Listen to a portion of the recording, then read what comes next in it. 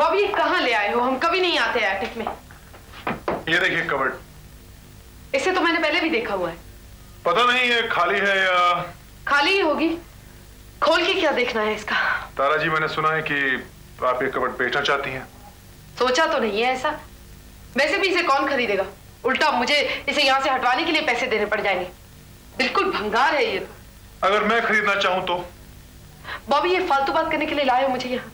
बाद में भी तो कर सकते थे ये बात। ये फालतू बात नहीं है तारा जी। पहले मेरे सवाल का जवाब दीजिए। Can I buy it? Sure. I mean खरीदना क्या है? तुम चाहो तो वैसे ही ले जाओ। पक्का? बॉबी इतनी सी बात के लिए क्या कच्चा पक्का कर रहे हो? तुम्हें अलमारी चाहिए, ले जाओ। वैसे भी यहाँ कचरा कम होगा। और ये बात तुम मुझसे बाद में कर सकते थे। तुमने देखा मैं अपने दोस्त के साथ बैठी थी, क्यों लेकर आए हो मुझे यहाँ? Tara ji, I had to ask you. बिना पूछे मैं कबर्ड कैसे ले जाता? बॉबी फालतू बात मत करो प्लीज। ये फालतू बात नहीं है। देखो। Oh my God. अब बताइए, ले जाओ इसे? मुझे नहीं पता था इसमें इतना पैसा पड़ा हुआ है। मुझे कौन सा पता था? इनफैक्ट वो तो 2-3 दिन पहले जब एक स्टाफ मेंबर ने यहाँ की साफ सफाई की और मुझसे पूछा कि सर ये कबर्ड ले जाओ क्या अपने घर, तो मैंने सोचा कि पुराना है, कबाड़ी है, अपने किस काम का, कि जब मेरी नजर पड़ी अंदर के शेल्फ पर और मैंने देखा और मुझे ऐसा लगा कि किसी जादूगर ने जादू की छड़ी घुमाई हो। गिली गिली गिली गिली गिली छू। रानी, किसने रख दिया इतना पैसा यहाँ? तारा जी, मुझे भी उतना ही मालूम है जितना आपको। दीपक ने ही रखा होगा। हो सकता है।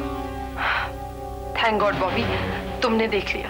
तारा जी, वो तो अपनी तकदीर अच्छी थी कि मैंने देख लिया, वरना ये नोट कोई और कबूल कर लेता तो। खैर, फिलहाल एक काम करते हैं, आप जाइए, इन नोटों को मैं संभाल कर रखता हूँ। हाँ, ऐसा करो, तुम इस कबर्ड पे लॉक लगा दो। मैं दीपक से मिलके आती हूँ, देखती हूँ वो क्या कहते हैं। Alright, see you. बाय।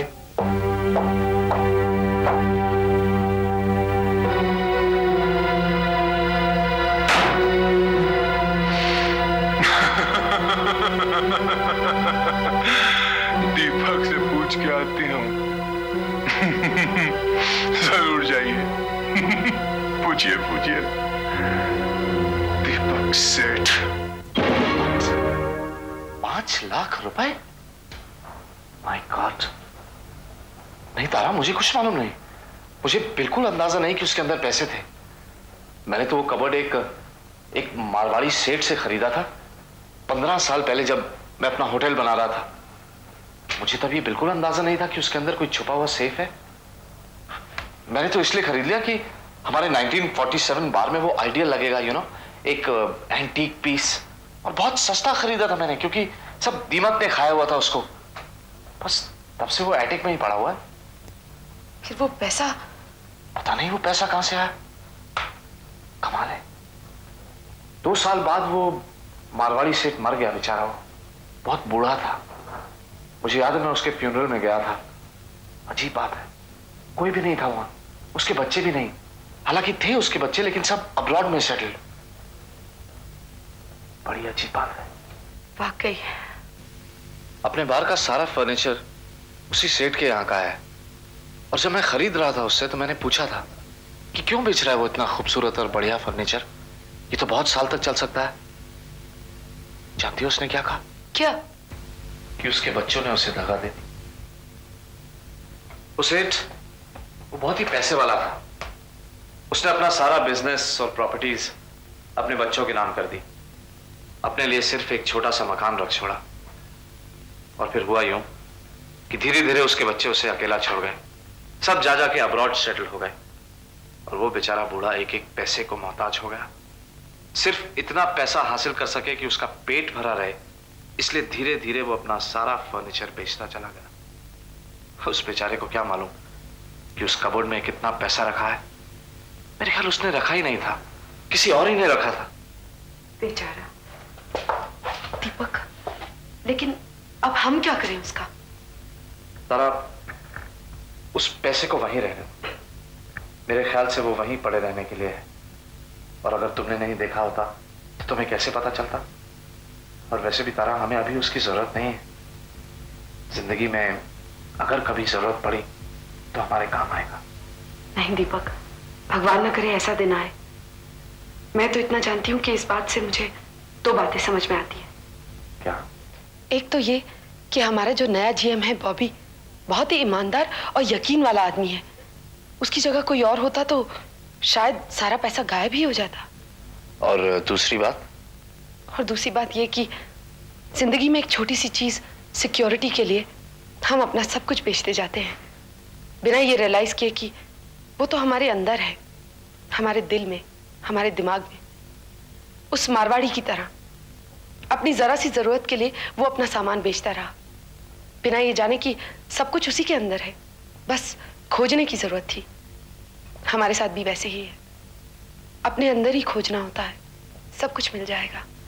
तारा, तुम कितनी अच्छी हो, कितनी खूबसूरत, और अगर मैं तुम्हारे साथ होता तो कितना ही अच्छा होता। जी चाहता है ये कैद खाना हट जाए और मैं जकड़ लूं तुम्हें अपनी बाहों में। दीपक, शर्मा क्यों गई? गलत कहा क्या मैंने?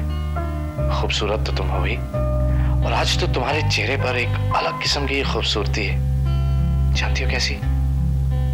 एक लड़की जब माँ बनने वाली होती है ना, तो कैसी चमक होती है उसके चेहरे पर। वो चमक तुम्हारे चेहरे पर बिना माँ बने है। I love you Tara. I too. अरे हाँ, वो डैनी दुबई से वापस आ गया। अच्छा, चलो ये तो बहुत अच्छा हुआ। कम से कम वो तो है जो हर जरूरत में तुम्हारे साथ रहेगा। हाँ, वो बेचारा तो हमेशा रहता है हम सब के लिए। अरे यार, तू समझने की कोशिश क्यों नहीं करता है?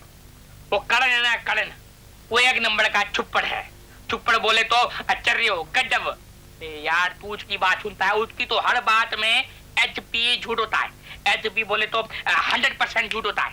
यार तू मेरी बात सुन, मेरे साथ चल, चीना तेरी याद में मर जाएगी। चल यार मुझे कहीं नहीं जाना, तुम निकलो यहाँ से। DNWN। अच्छा ठीक है, अब जाओ। अरे तेरे को DNWN का मतलब नहीं जानने का क्या? नहीं। क्यों? तू किसी और मिट्टी का बना है क्या? यार कोई जबरदस्ती है क्या? यार बिगड़ता क्यों है? देख, DNWN का मतलब है डैनी निकलने वाला नहीं। Will you just get out of here? मैं नहीं जाएगा जब तक तू मेरे साथ नहीं चलेगा। मैं यहाँ से नहीं जाएगा। मैं यहाँ से नहीं जाऊंगा, तुम्हें जाना है तो जाओ। मुझे वैसे भी कोई भी आदमी चलेगा। चीना के बारे में उल्टी पुल्टी को बोलने का मेरा खोपड़ी घूम जाएगा। बोलता हूँ नहीं सुनना है तो निकलो यहाँ से। नहीं जाएगा मैं। यार तू बैठ बैठ बैठ बैठ बैठ बैठ। क्या आदमी है क्या है यार? तेरे दिल में दिल है कि पत्थर है? क्या है क्या यार तू? अरे बाबा, वो तेरे बच्चे की माँ बनने वाली है, तू उसके बच्चे का बाप बनने वाला है। तुम दोनों मम्मी डैडी बनने वाले हो यार। और इमेजिन कर, इमेजिन, छोटा बच्चा होएगा, छोटा गोलमोल एकदम डैनी की तरह। कभी तेरी गोदी में बैठेगा, कभी छीना की गोदी में बैठेगा, कभी डैनी के सर पे बैठेगा। इमेजिन कर। तुम यहाँ से सीधी तरह निकलते हो या धक्के मार के निकालो तुम्हें? तुम्हारे जैसे बेवकूफ उसके आसपास घूमते रहते हैं, तभी उसका दिमाग खराब हो गया। और अब तुम्हारी एक भी नहीं चलेगी मुझ पर। उसके अंदर जो भी कुछ है मुझे दिखता है। यही तो अफसोस की बात है, तेरे को कुछ नहीं दिखता है। तू चश्मा लगा के बिना तू अन्ना है, अन्ना, कुछ दिखता नहीं तेरे को। अरे मैं तो तेरे को बड़ा इंटेलिजेंट होशियार आदमी समझा था, एड फिल्म वाला इंटेलिजेंट, लेकिन तू तो सूडो है, सूडो। कुछ नहीं दिखता तेरे को, कुछ सोचता ही नहीं है तू। तेरी खोपड़ी है ना, अंदर से खाली है, खाली। हो गई बकवास? बकवास होगी तेरी, मेरी तो लाख रुपए की बात है। मुझे करोड़ की बात नहीं सुननी तुम्हारी। अरे सुननी पड़ेगी तेरे को मेरी बात। भले ही कानों के अंदर रुई ठोस ले, उंगली डाल के खड़ा हो जा, फिर भी तेरे को मेरी बात सुननी पड़ेगी। लाइफ क्या होती है ना, ये तेरे को बाद में मालूम पड़ेगा। जब तेरे को मालूम पड़ेगा छीना की असलियत क्या, छीना क्या चीज है, it will be too late. शराब बंद कराओ। नहीं जाएगा मैं, नहीं जाएगा। मैं तुम्हें उठाकर फेंक दूंगा यहाँ से। बहुत हैवी है, ट्राई तो कर। Just get out, will you? समझ गया मैं, तेरे को समझ गया तू क्या चीज है। अच्छा हुआ जो तूने छीना को अभी छोड़ दिया, बाद में छोड़ता तो पता नहीं क्या क्या करके छोड़ता तू। तो डाडो दुखी कया हुआ यहाँ, डाडो दुखी कया हुआ, बहुत तंग किया तूने उसको। लेकिन एक बात सुन ले, अबे वो पीटीए पोनी टेल वाले आदमी, दोनों कान खोल के मेरी एक बात सुन ले। छीना अकेली नहीं है, हम सब उसके साथ है, हम सब। हाँ, मैं आरजू तारा सब उसके साथ है।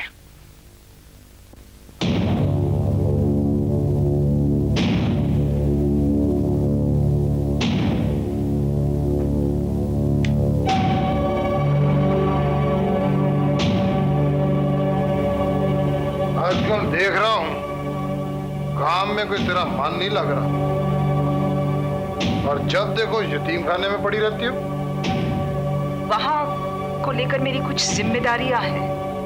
अपने काम से भी ज्यादा। नहीं, ऐसी बात तो नहीं है। बच्चों का इतना सारा काम होने के बावजूद मैं आपका काम भी ठीक ठाक कर ही रही हूँ। अच्छा अच्छा, आपका काम है? हाँ, ये एड एजेंसी और बाकी सारे काम भी सब ठीक ठाक ही करती हूँ मैं। कायदे से आपको कोई शिकायत नहीं होनी चाहिए मुझसे। कायदे वाली, ज्यादा कायदा सिखाने की जरूरत नहीं है मेरे को, वरना तेरे यतीम खाने के जो गोरे गोरे छोकरे हैं ना, सालों को तेरे सामने लटका दूंगा, समझी? जी समझ गई। और सुन, वो जो फरंगी है ना, चेरी शेरी जो भी नाम है उसका, उसके ज्यादा नजदीक जाने की जरूरत नहीं। सुने, रात रात भर बैल्कनी में बैठ के उसके साथ कम पे आंकी जाती है। बंद करो, ये सब मुझे पसंद नहीं है। इसका मतलब है मेरी हर बात पे नजर रखी जा रही है? बहुत जरूरी है। क्यों? क्यों? क्योंकि मैं तुम्हारा बाप हूँ हरामजादी। मजे की बात है, अपने आप को आप मेरा बाप कहते हैं और मुझे हरामजादी। ज्यादा जुबान दराजी करने की जरूरत नहीं, वरना क्या कर लेंगे?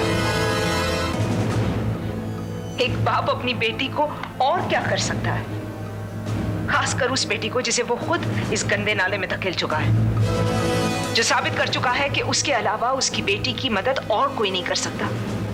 वो चीखती है लेकिन उसकी चीखें हवा में खो जाती, कोई सुनने वाला नहीं आपके अलावा। अब आई ना अकल तुझे।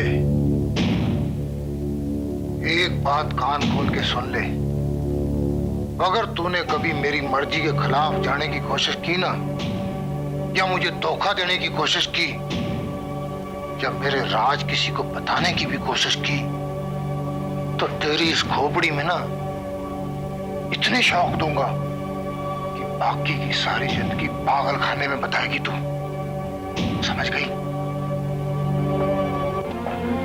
समझ गई। और कोई रास्ता भी तो नहीं?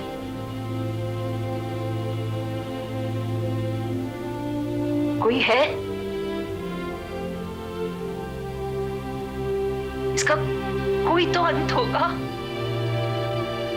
कोई तो रास्ता यहां से निकलता होगा।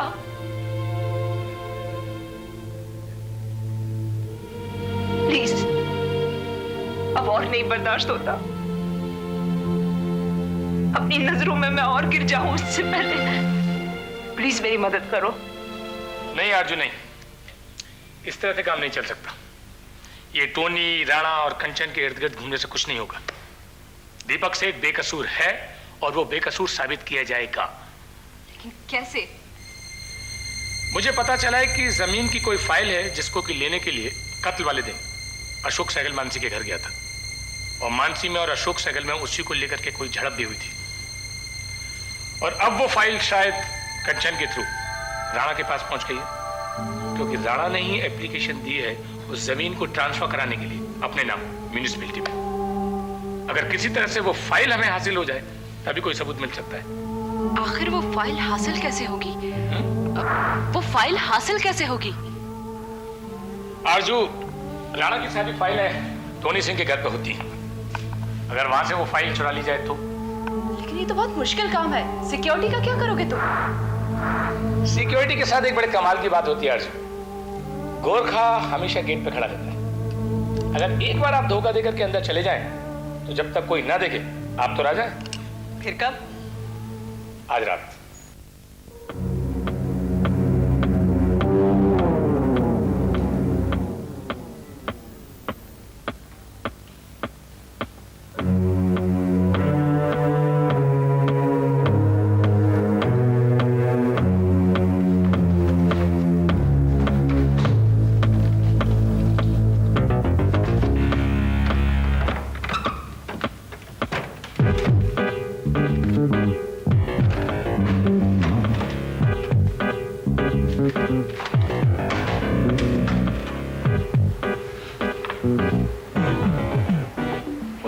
माय गॉड, यही तो वो फाइल है जिसकी मुझे तलाश थी। यही उस जमीन के पेपर हैं जो कि राणा अशोक सहगल से पाना चाहता था, और अशोक सहगल मानसी से। क्या कर रहा है तू? क्या कर रहा है तू? मैं भी नहीं गया, मेरी बात सुनो। प्लीज मेरा प्लीज मेरी एक फाइल लेके क्या? प्लीज एक फाइल लेके क्या? प्लीज मेरी बात किसने आने दिया? मेरी बात तो सुनिए सर। क्या हो रहा है ये? कंचन, ये तुम्हारे ड्रॉयर में से पेपर्स तो टोल रहा था और ये फाइल उसके हाथ में थी। क्यों नहीं बोलता? क्यों नहीं? छोड़ दे इसे, छोड़ दो इसे मारो मत तुम। What? कंचन, ये तुम्हारी चीजों की तलाशी ले रहा था और तुम कहती कि छोड़ दो इसे? पागल हो गया क्या? इसे मैंने फाइल लेने के लिए भेजा था। अगर तुमने फाइल लेने के लिए भेजा था तो लेके चला जाता। खोल के क्या देख रहा था? खोल के क्या देख रहा था? टोनी, अगर खोलता नहीं तो वो चेक कैसे करता कि कौन सी फाइल है? Come on. एक मिनट, तुमने इसे काम पे कब रखा? आज सुबह। क्यों? कंचन, मैंने तुम्हें इससे पहले भी कहा है और आज फिर दोहराता हूं, इस आदमी से संभल के रहना तुम।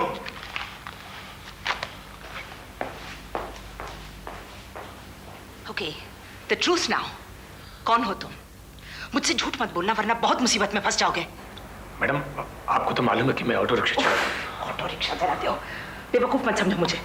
अगर ऑटो रिक्शा चला रहे होते तो यहाँ क्या कर रहे हो? तुमने क्या मुझे सिर्फ इंसानियत की वजह से बचाया था क्या उस दिन? मैं तुम्हें आखिरी बार पूछ रही हूँ, कौन हो तुम? मैडम, आप मेरा यकीन कीजिए कि देखो, अभी अभी मैंने तुम्हें टोनी और राणा से बचाया है। फिर से बचा सकती हूँ अगर चाहती हूँ तो। अगर नहीं बचाना चाहती तो टोनी तुम्हें अभी तक मार चुका होता। लेकिन आप एक बार बताइए मुझे, आप मुझे क्यों बचाना चाहती हैं? ये बात तो साफ है कि मैं आपके खिलाफ हूं, तो मैं आपका दुश्मन। मेरा या राणा का? खास तौर से राणा का। अगर शतरंज की जबान में कहा जाए तो राजा को मारने के लिए कई बार बहुत से प्यादे मारने पड़ते हैं। हो सकता है उनमें से एक आप। शतरंज की जबान तो मैं नहीं समझती, लेकिन अगर मेरी जबान में कहूं तो दुश्मन का दुश्मन दोस्त होता है ना? अगर दो जन किसी एक को मारना चाहें तो बेहतर है कि वो दोनों साथ हो जाएं, वरना तीनों खत्म हो जाएंगे।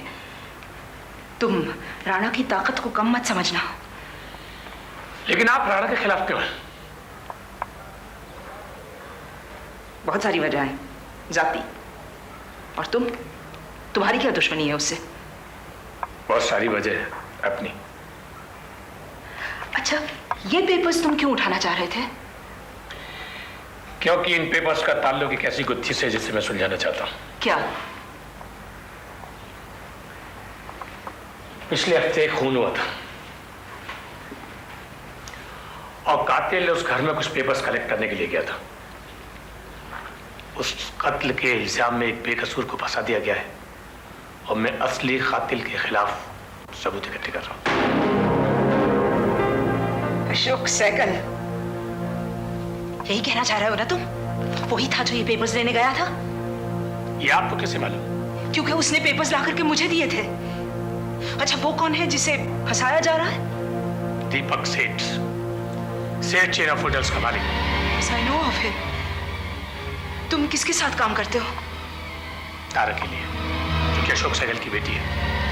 दीपक सेठ और तारा शादी करने वाले थे और दीपक सेठ को फंसा दिया गया, ठीक उसी तरह जिस तरह से आरजी और गोविंद की शादी से पहले आपने और राणा ने मिलकर गोविंद को गोली मार दी।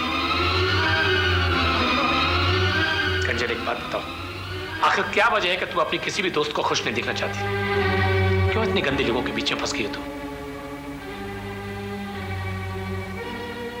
आरज़ू कहाँ है? वो मेरे साथ है, हमारी ऑर्गेनाइजेशन के लिए काम कर रही है, लेकिन उससे कोई नहीं मिल सकता। तुम भी नहीं मिल सकती। और तारा? टूट गई है, लेकिन हिम्मत रखिए। मकरंद, अगर मैं तुम लोगों के साथ काम करना चाहूं राणा के खिलाफ, तो एक्सेप्ट कर लोगे मुझे? मुझे नहीं पता कि तुम राणा के खिलाफ क्यों, लेकिन इन हालातों को देखते हुए मैं तुम्हें एक्सेप्ट कर लूंगा। तो ठीक है, तुम्हारी एक और दोस्त है, मैं तो यहाँ से बाहर जा नहीं सकती और आज के बाद तुम यहाँ आ नहीं पाओगे। तुम्हें किसी एक ऐसे शख्स की जरूरत है जो कि राणा के बारे में तुमको इन्फॉर्मेशन देता रहे, वो इन्फॉर्मेशन जिससे तुम एक दिन राणा को बर्बाद कर सको, और वो शख्स मैं हूं। लेकिन एक शर्त है। क्या? तुम इस बात के बारे में किसी को पता नहीं चलने दोगे, ना आरजू को और ना तारा को। ठीक है, नहीं पता चलेगी। मैं यकीन कर सकती हूँ तुम्हारा? अगर मैं यकीन नहीं करता तो क्या इतना सब कुछ तुम्हें बताता कंचन? तुम भी मुझ पर यकीन कर सकती हो। अच्छा, हमें कोई जगह तय करनी चाहिए जहाँ हम लोग मिले। यहाँ तुम्हारा आना बहुत डेंजरस है। क्या मैं तुम्हें फोन कर सकता हूँ? नहीं, वो सही नहीं होगा। पता नहीं कब कौन सुन ले। तुम भी मुझ पर यकीन कर सकती हो। हमें कोई जगह तय करनी चाहिए जहाँ हम लोग